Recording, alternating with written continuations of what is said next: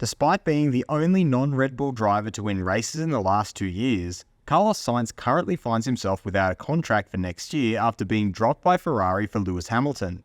Sainz has now given his candid thoughts on this to La Gazzetta dello Sport.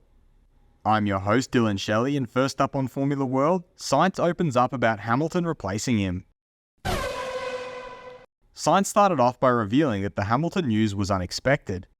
Hamilton to Ferrari was a blow. I didn't expect it. I was quite sure that I would renew my contract, but it will be my last year with the team, and I just want to think about doing my best for the Prancing Horse. He then hoped to drive for top teams in the future. In the end, that's what I've always wanted as a driver, which is to be considered a good name to fill the top seats in F1. And frankly, I hope it will be like that for many more years. Sainz then delved into his decision-making process for his future. Each side of the coin has its pluses and minuses, but the best thing is that today all options remain open. Also because, in light of the regulatory change in 2026, it's almost impossible to know who will be the strongest. He signed off by reiterating his desire for a competitive car. The decisions also depend on what teams sell to you, but nobody has a real idea. For 2025, the way I'm going, I'd like a competitive car. Fast feed. Future stake F1 driver Nico Hülkenberg explained that it's always difficult to predict the future. How long do you want to do something? I think a couple more years. 40 is not that far away for me personally. Let's see.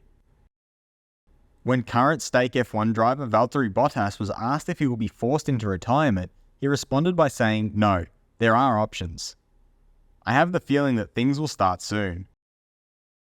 Media personality and former Haas boss Gunther Steiner pointed out that Lewis Hamilton and Fred Vasseur know each other very well. I do not think that Lewis would have left Mercedes if Fred would not have been a Ferrari.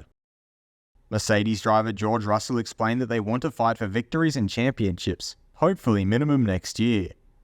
Sometimes we need to sacrifice in the short term to make gains down the line.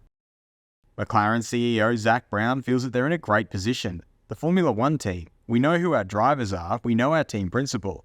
At a time when you've got some teams established, not sure who's going to drive where, engine changes, we're in a pretty strong position looking forward. Which team would be ideal for Carlos Sainz? Head over to my community page to vote in the poll and let me know what you think in the comments. And if you like this video, feel free to subscribe and check out my others for all the latest in the world of Formula One.